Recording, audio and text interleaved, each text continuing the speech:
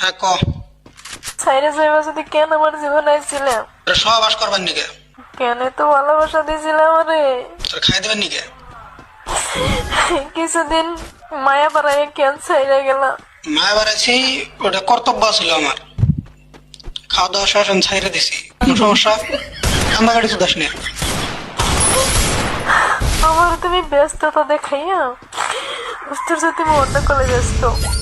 মাগি, ওই ওই ওই মাগি শালি, হ্যাঁ তুই আমার ব্যস্ততা দেশ নাই? হ্যাঁ, অন্য অন্য নাঙ্গের হাতে তুমি মেসেঞ্জারে মেসেজ তো দেওয়ার, আমি মেসেজ দিলে বা ফোন করলে তুমি করলে আব্বা আছে, ভাই আছে।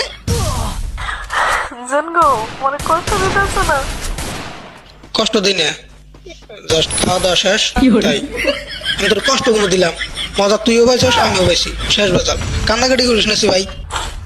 এই কষ্টের ফল তুমি একদিন পাইবা, একদিন ঠিকই পাইবা।